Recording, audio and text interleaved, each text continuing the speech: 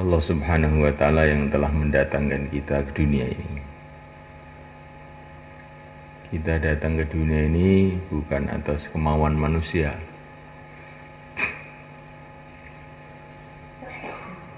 Manusia datang ke dunia ini atas kemauan yang menciptakan manusia,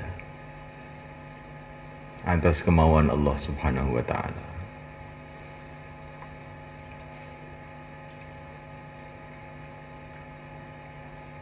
Ini betul-betul kita rasakan dalam hati kita, bahwa kita datang ke dunia ini bukan mau kita, maunya Allah. Dunia ini tercipta bukan mau kita. Dunia ini ada atas kemauan Allah. Adanya bumi, adanya langit, adanya daratan, adanya lautan, adanya gunung-gunung, adanya dataran, adanya binatang, adanya tumbuh-tumbuhan, adanya semua makhluk ini atas kehendak penciptanya, atas kehendak Allah Subhanahu wa Ta'ala.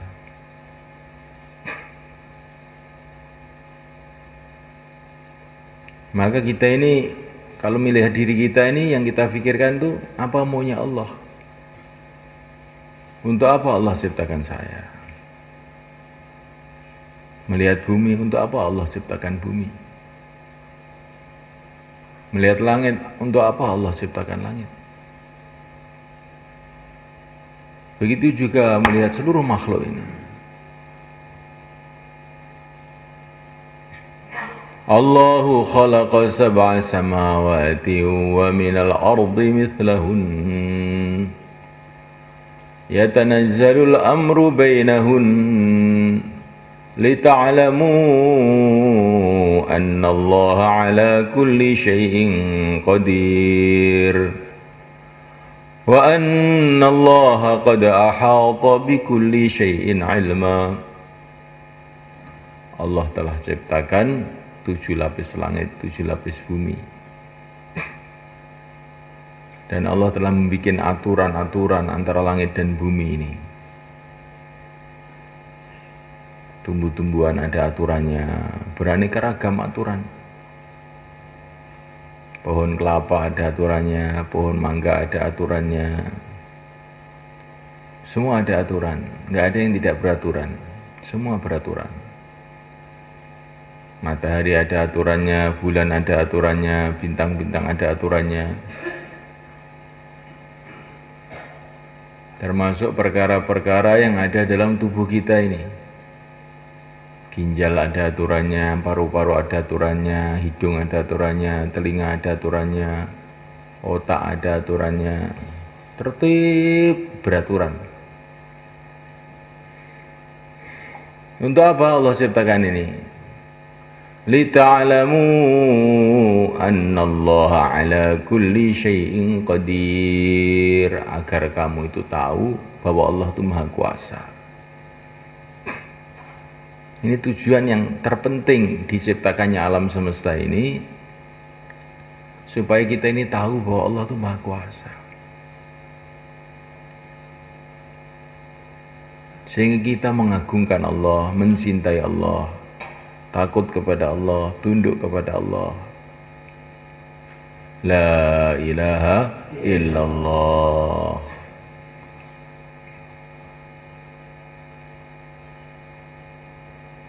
Untuk apa kita diciptakan? Wa ma khalaqtul jinna wal insa illa liya'budun. Tidaklah aku ciptakan jin, tidaklah aku ciptakan manusia kecuali untuk ibadah. Tugas kita ini ibadah. Ibadah itu apa? Ibadah itu menjalankan perintah Allah, menjauhi larangan Allah, itu namanya ibadah. Dakwah itu termasuk ibadah juga. Kalau ibadah dengan makna umum.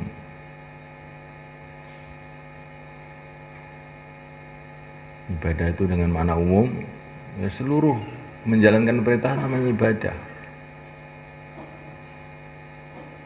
Walaupun sholat, kalau tidak menjalankan perintah ya bukan ibadah.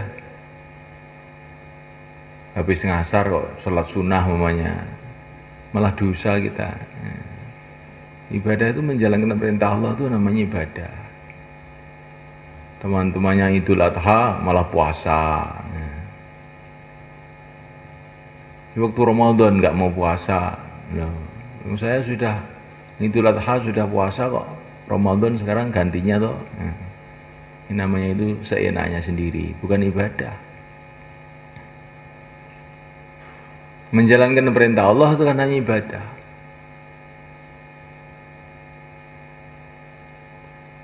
Menjauhi larangan Allah itulah ibadah. Dan menjauhi larangan itu bisa terus menerus. Kalau kita suruh sholat terus menerus enggak susah ya. Berapa jam kamu kuat sholat? Tapi kalau meninggalkan larangan itu bisa terus-terusan. Kalau kamu niatkan meninggalkan larangan, ini ibadah terus. Maka Nabi mengatakan, ittaqil maharim takun abadan nas. Jauhilah larangan-larangan Allah, maka kamu jadi orang yang paling beribadah. Karena kalau menjalankan perintah itu ya sekemampuannya. Tapi kalau menjauhi larangan itu terus 24 jam. Maka menjauhi larangan itu ibadah juga. Kita menjauhi zina, bukan tidak berbuat zina, menjauhi zina. Ibadah terus. Menjauhi zina itu bagaimana? Allah menyuruh kita bukan tinggalkan zina, jauhi zina. Matanya jangan melihat satu yang haram. Yang membuat hati itu pengen zina. Kalau melihat televisi bagaimana? Boleh enggak? Boleh apa enggak? Jawab. Tidak. Loh. Bagaimana kok tidak? Kok punya TV semua?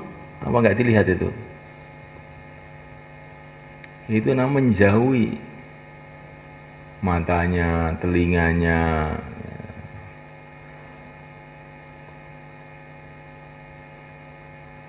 Maka ini kalau kita jauhi, apalagi kita di masjid begini, kita niatkan menjauhi zina, pahala terus ini. Kita niatkan menjauhi mencuri, jadi pahala terus. Kita niat menjauhi perkara-perkara yang haram, jadi pahalanya banyak ini menjauhi. Karena orang itu duduk saja itu sudah menjauhi banyak maksiat itu. Menjauhi zina, menjauhi maling, menjauhi ngunjing orang, menjauhi apa-apa itu. Banyak sekali yang dijauhi. Maka kalau orang itu senantiasa menjauhi perkara-perkara yang haram, maka jadi hidupnya itu banyak ibadahnya itu. Ibadah jadi yang dihitung ibadah. Menjalankan perintah, menjauhi larangan. Itulah ibadah. Ini tugas kita sebenarnya.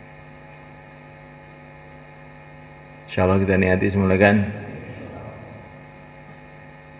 Makanya kalau ibadah itu jangan tergesa-gesa. Untuk inilah Allah ciptakan saya. Kalau sholat itu jangan tergesa-gesa mau ke sana mau ke sini. Lah kamu tuh diciptakan oleh Allah untuk ini. Kok tergesa-gesa itu gimana?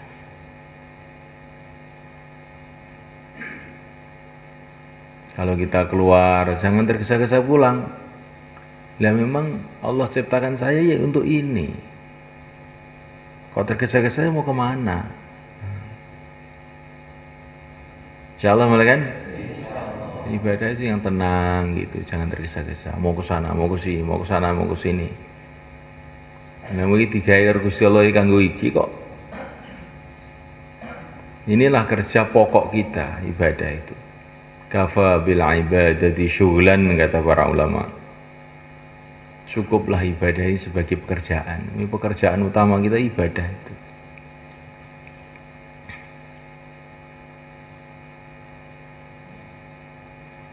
Jadi semulaikan Allah SWT, Allah ciptakan kita untuk ibadah. Allah ciptakan semua makhluk ini untuk supaya kita kenal kepada Allah. Maka jangan sampai makhluk apa saja itu membuat kita lupa kepada Allah. Melihat langit teringat Allah, melihat bumi teringat Allah, melihat manusia teringat Allah. Karena Allah ciptakan manusia ini supaya kita ingat sama Allah. Melihat istri teringat Allah, melihat anak teringat Allah. Ada orang yang menyenangkan teringat Allah, ada orang yang menyusahkan teringat Allah. Jangan karena dicintai orang kemudian kita lupa kepada Allah. Yang membuat orang cinta sama kita itu adalah Allah. Kalau kita disayangi sama ibu kita, ingat Allah. Karena yang membuat sayang ibu kita kepada kita itu Allah. Kalau Allah tidak menjadikan ibu kita sayang sama kita, maka kita dibuang ke kali. Ya enggak? Kamu lihat di Madiun di rumah sakit itu banyak orang itu punya anak bayi itu dibuang. Kan aneh tadi.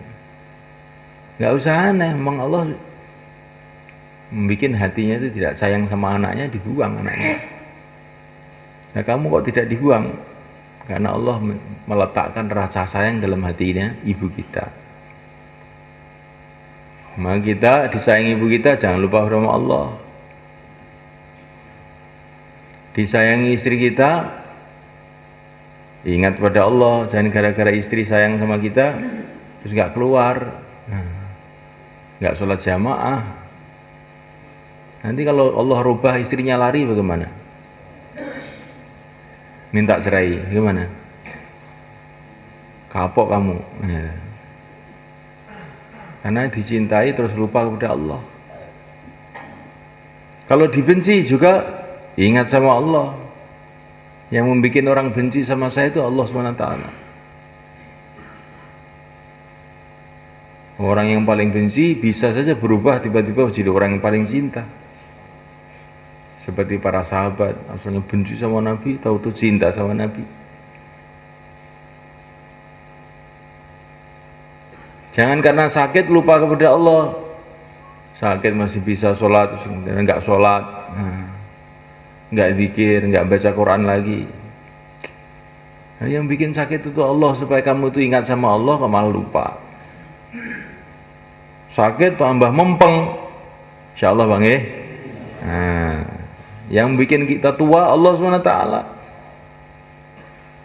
Supaya apa? Supaya tidak betah di dunia ini. Saya sudah tua, jenggot sudah putih, mau diberangkatkan ke akhirat saya ini. Nah, yang bikin tua itu Allah.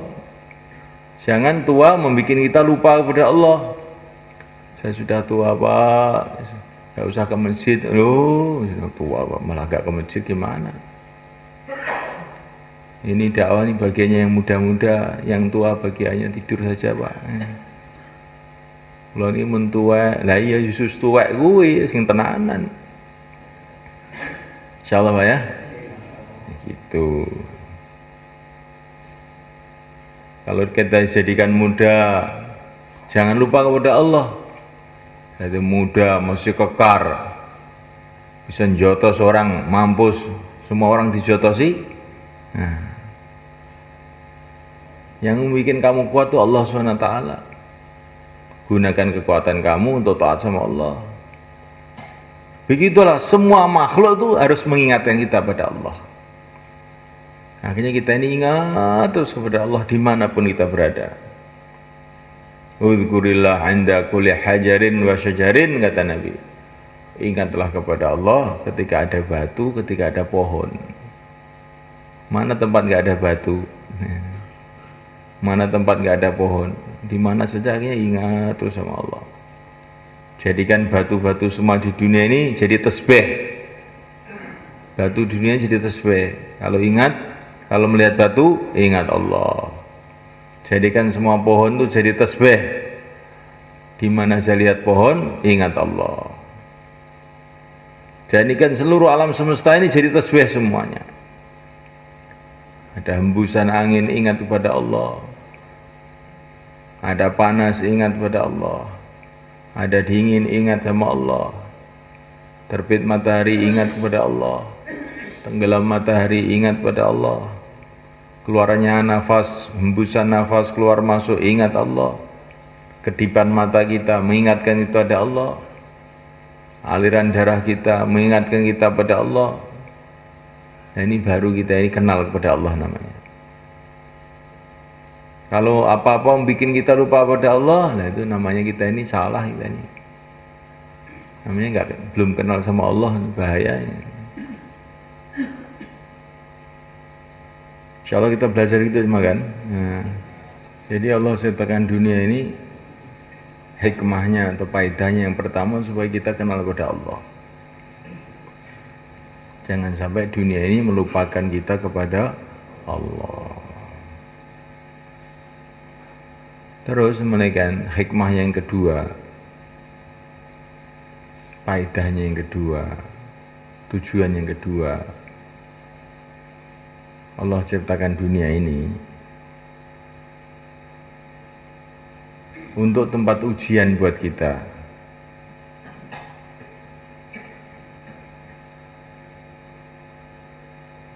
Tempat ujian mulai kan. Kita di dunia ini mulai kita dikasih akal oleh Allah secara sempurna umur 15 tahun sampai mati kita diuji. Tabarakalladzi biyadihil mulku wa huwa ala kulli syai'in qadir. Alladzi khalaqal mauta wal hayata liyabluwakum ayyukum ahsanu amala. Kita diuji oleh Allah, siapa yang paling baik amalnya.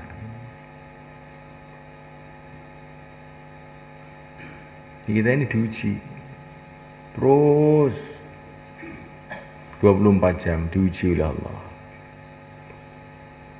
Ujiannya apa? Ujiannya dua. Yang pertama ujian iman, yang kedua kali ujian amal. Kalau kita senantiasa hatinya yakinnya pada Allah, pokoknya kalau Allah tolong beres, karena yang kuasa semua Allah. Amalnya ikut Rasulullah, maka ujiannya lulus. Tapi kalau kita ini pahamnya itu yang punya kuasa itu ini sana sini, Amerika, Cina, Belanda, terus amal kita mengikuti mau kita sendiri, ya kita tidak lulus namanya. Di dunia itu ujian. Maka dunia ini sejak zaman dulu sampai sekarang sampai kiamat nggak ada tenangnya, itu nggak ada. Sono masalah intinya ini, tentang ujian. Kalau kamu ingin tempat nggak ada masalah, itu namanya di surga. Kalau dunia ini ya masalah terus. Ya dalam masalah-masalah itu sudah timbul ujian. Siapa yang hatinya tawajuh pada Allah dan ikut sunnah Rasulullah kehidupannya, yaitu lulus. Kalau lulus masuk surga, dapat ridha Allah. Kalau tidak lulus, ada dua ini. Ada tidak lulus total, itu matinya tidak membawa iman, itu tidak lulus total, ke neraka selama-lamanya. Ada yang tidak lulus tapi tidak total, matinya masih membawa iman, tapi hidupnya banyak maksiat, maka ke neraka dulu, terus nanti ke surga, kecuali kalau diampuni oleh Allah. Kita pahami betul hidup ujian. Kaya ya ujian, miskin ya ujian, sehat ya ujian, sakit ya ujian. Maka Nabi Sulaiman dikasih kerajaan yang hebat, beliau paham ini ujian. Liyabluwani ashkuru amakfur, ini ujian dari Allah nih, supaya saya ini bagaimana sikapnya menerima kerajaan ini, syukur apa kufur. Kalau kita ini sehat, ujiannya ujian syukur, syukur apa enggak? Kalau kita ini sakit, ujiannya sabar apa enggak? Diujian terus. Walaupun miskin, sakit-sakitan, mencret terus, tapi sabar. Ya lulus. Masuk surga, enggak apa-apa. Bukan masalah. Walaupun kaya, sehat, tapi tidak syukur, ya ke neraka. Gagal. Semua itu diuji, sama aja. Jadikan pimpinan dia ujian, adil atau tidak. Kalau adil ya ke surga, kalau enggak ya ke neraka. Jadikan rakyat ujian juga. Jadi rakyat itu bagaimana? Taat pada Allah apa tidak? Jadi enggak ada orang di dunia yang tidak diuji. Sampai para nabi pun diuji. Para nabi didatangkan oleh Allah diuji. Diuji dengan umatnya yang macam-macam itu.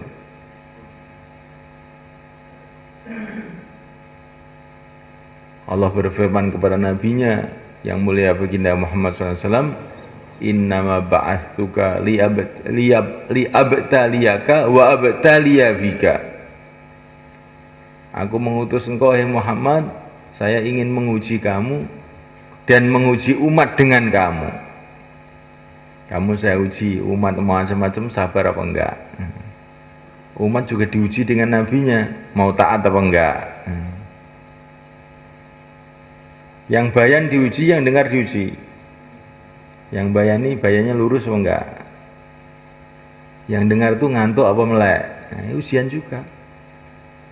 Jadi kamu tuh diuji. Kalau dengar bayan kok ngantuk, berarti itu gagal. Nol, nilainya nol. Nol putul. Kalau dengar tapi ditasil nggak mau berdiri, 5 nilainya. Kalau dengar taskil siap 4 bulan 10. Setelah 4 bulan kok tertib 20.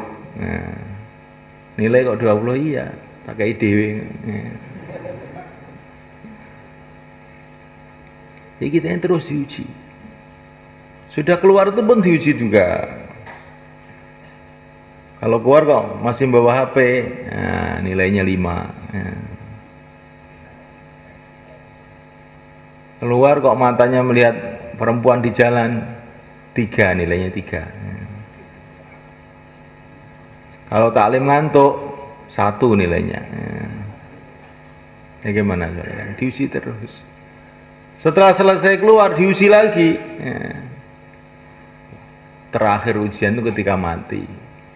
Ketika sakaratul maut, kok ingat pada Allah, taat pada Allah, nah itu la ilaha illallah. Ini ujiannya itu banyak lulus. Tanda-tanda ujiannya lulus 100%. Ya diuji terus. Maka saking sayangnya Allah kepada umat ini, umurnya dikasih pendek. 60 tahun, 70 tahun. Kalau umat dulu umurnya ratusan tahun, ada yang 1000 tahun. Bahkan ada yang lebih. Di ujiannya panjang jadinya. Kalau umat ini sudah 60 tahun saja cukup. Jadi umur pendek itu dari satu segi nikmat juga. Wah, mati dia baik. Ya, alhamdulillah ujiannya serampung. Ujiannya sudah selesai. Kalau mati dengan la ilaha illallah.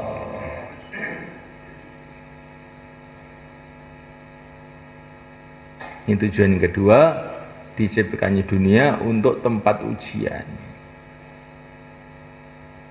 Semua orang diuji. Umat diuji, nabi diuji, santri diuji, kiai diuji. Orang kaya diuji, orang miskin diuji. Orang sehat diuji, orang sakit diuji. Pimpinan diuji, yang dipimpin pun diuji. Ujiannya satu saja. Amalkan agama Allah atau tidak. Cuma itu aja.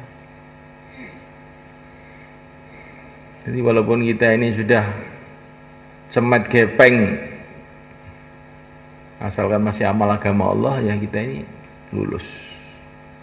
Syukur lulus. Kalau tidak amal agama Allah, apapun yang terjadi kita ini gagal, tidak lulus, setor diri ke neraka.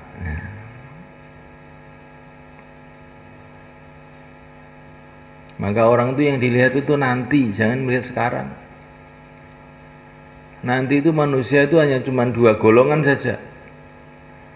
Fariqun fil jannah wa fariqun fis sa'ir. Sebagian ke surga, sebagian ke neraka. Sekarang ini sebenarnya juga sama aja. Manusia itu cuma dua golongan. Golongan calon surga, golongan calon neraka. Cuma itu aja. Makanya walau orang itu miskin, tapi kalau berjalan kok menuju surga, pantas kita ini kagum. Ya, walaupun kaya, raja, pinter, tapi kok jalannya menuju jurang neraka, kita harus kasihan sama orang seperti ini. Insyaallah kan? Dilihat tuh akhirnya. Jangan kita lihat sekarang saja. Baru kita bisa berpikir yang sehat. Yang pertama, diciptakan dunia supaya kita kenal kepada Allah. Yang kedua, untuk ujian. Ada yang ketiga ini. Yang ketiga itu, Allah ciptakan dunia ini, kata para ulama itu, supaya kita ingat akhirat. Di Quran juga ada. Afara'aitumun naral lati turun antum ansha'tum syajarataha am nahnul munsyi'un nahnu ja'alnaha tadhkirah. Jadi api yang ada di dunia ini untuk mengingatkan kita kepada api di akhirat ini. Kesenangan-kesenangan di dunia ini supaya kita ingat kesenangan di akhirat. Kesusahan-kesusahan di dunia ini supaya kita ingat kesusahan di akhirat. Oleh karena itu Allah jadikan dunia ini kesenangan itu sedikit, yang keroyokan banyak, yang berebut banyak. Supaya apa? Supaya kita yang ada semangat, nggak usah keroyokan. Saya mau cari kemana, ke kesenangan yang banyak aja di akhirat. Allah ciptakan batu, yang batu mahal, intan, virus, apa itu, jamrud, itu sedikit. Supaya orang itu keroyokan. Dan supaya orang iman terus, nggak mau saya berantem, saya amal agama saja, nanti saya punya istana dari intan di surga, insyaallah kan.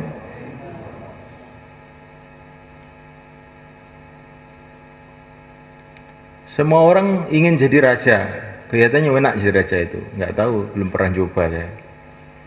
Kelihatannya enak, kelihatannya mungkin juga malah pusing, nggak tahu. Tapi raja itu ya satu kerajaan cuma satu orang. Satu Indonesia presidennya satu saja. Supaya bagaimana? Kita nggak usah daftar jadi presiden. Kalau kita daftar jadi presiden nanti banyak kecewa. Yang jadi satu tok. Kita daftar jadi presiden di surga aja, semua bisa jadi sana. Kita mau makan enak itu, satu piring besar atau nampan. Di situ ada panggang, sate, gulai, ya enggak. Makan baru 10 suap, perutnya sudah penuh. Sebenarnya enak, tapi sudah kenyang. Ya. Hanya kita ingat surga, nanti di surga itu makan bertonton, beribu-ribu ton, nggak ada kenyangnya. Nah, hanya kita ingat surga.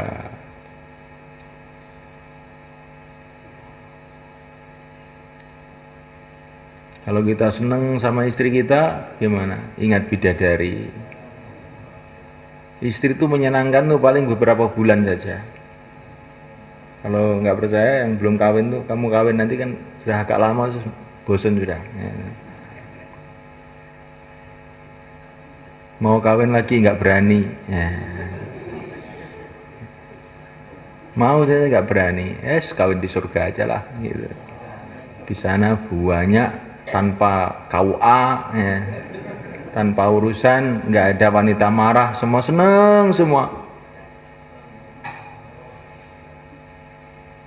Gimana sebenarnya? Jangan yang tua-tua diceritai kawin diam saja.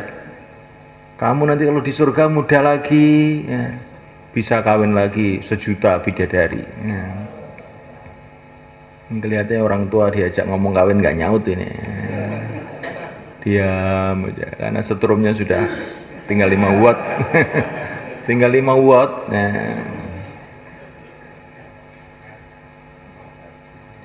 Jadi sunnah malaikat Allah Ta'ala. Begitu juga kesusahan-kesusahan di dunia ini mengingatkan kita kepada kesusahan yang besar yang ada di akhirat.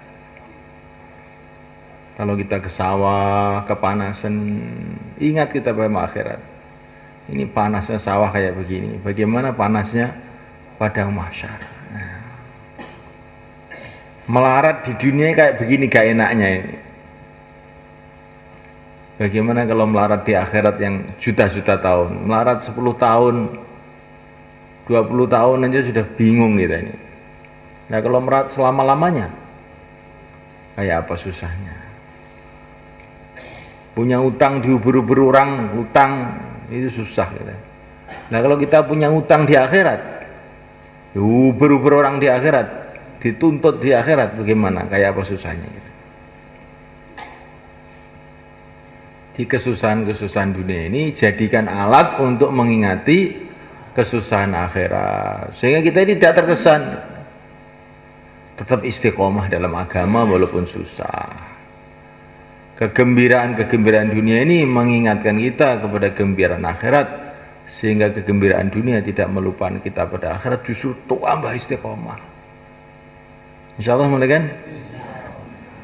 Jadi minimal paling sedikit kalau melihat dunia ini ingat 3 perkara ini. Insyaallah kan? Ingat ini kepada Allah, ingat kalau ini ujian, ingat akhirat. Pokoknya ndelok napa mon teng donya sampean kelingi 3 ngoten niku. Iki ini Gusti Allah, ngelingi aku ning Gusti Allah. Iki ujian, aku ngadepi perkara iki gojakan agama apa ora, iki ngelingne aku ning akhirat. Pokoke ndelok napa mon ngoten niku, ndelok sawah, ndelok bojo, ndelok anak, ndelok masjid, ndelok pasar, ndelok napa mon, kelingan Gusti Allah, kelingan iki ujian, kelingan akhirat. Ning ngoten niku selamat kita insyaallah. Nah, supaya kita ini selalu ingat 3 perkara ini bagaimana? Kalau selalu dakwah, selalu taklim, selalu zikir dan ibadah, dan kasih sayang satu sama lain dengan akhlak yang baik. Ini 4 ini. Kalau nggak ada dakwah, kita ini lupa terus. Kalau nggak ada taklim, kita ini nggak ada berita akhirat. Kalau nggak ada zikir ibadah, kita ini jauh dari Allah. Kalau nggak ada kasih sayang, khidmat satu sama lain, kita nggak bisa mikir agama, berantem terus, nggak bisa mikir agama. Maka 4 ini harus ada supaya kita selalu ingat ini. Harus ada dakwah biar kita ingat. Dakwah itu untuk mengingatkan fungsinya itu. Harus ada taklim biar dengar berita akhirat, berita dari Allah dan Rasulnya. Kita harus ada ibadah supaya kita dekat kepada Allah. Kita harus ada akhlak yang baik.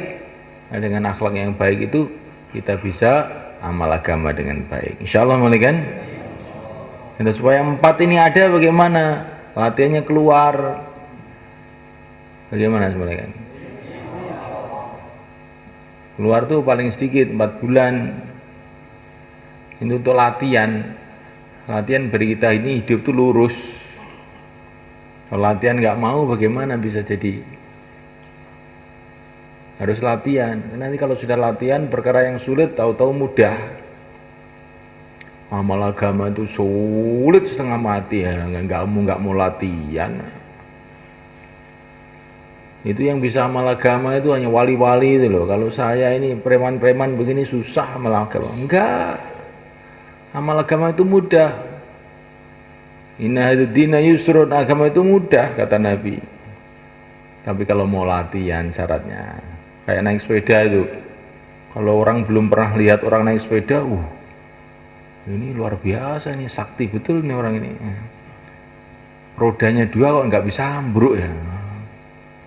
Itu cagaannya dari jin apa dari setan itu. Nah, tapi setelah latihan 3 hari, alah saya juga bisa ternyata. Nah, agama itu begitu soalnya. Kalau orang mau latihan mudah. Syaratnya agama itu harus ada latihan pertama. Kemudian yang kedua harus ada suasana. Kita suruh berenang tapi nggak ada air, ya repot. Babak bundas akhirnya. Ya nggak sebenarnya. Jadi subhanahu wa ta'ala agama itu mudah tuh bila ada 2 itu aja. Ada latihan, ada suasana. Maka untuk membuat latihan dan suasana itu caranya keluar. Yang keluar ini penting ini sebenarnya kan. Keluar ini bukan mau atau tidak mau, yang mau monggo, yang tidak mau ya nggak apa-apa, bukan nih, harus ini. Kalau kita nggak keluar, kita nggak bisa latihan, nggak ada suasana, akhirnya kita nggak bisa amal agama. Kalau nggak bisa amal agama, kita akan celaka dunia akhirat. Yang keluar ini penting nggak sebenarnya kan? Penting. Nah kalau penting berdiri tuh. 4 bulan 40 hari sana, silakan mulakan. Tambah masa, sisa masa, semua yang mau keluar selatan semua, mulakan. Nah, monggo.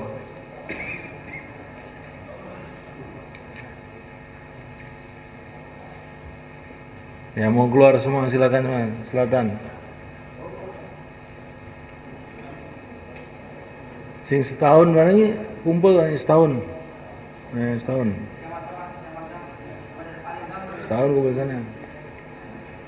Insyaallah sedaya atau insyaallah nggih. Insyaallah. Saniki salat isyraq nggih. Salat isyraq terus wiritan. Bar wiritan musyawarah. Nggih, monggo. Salate sing dawa susu. Nek ra khusuk di khusuk-khusuk nih sing dawa maca kulo ping 1000 napa pinten.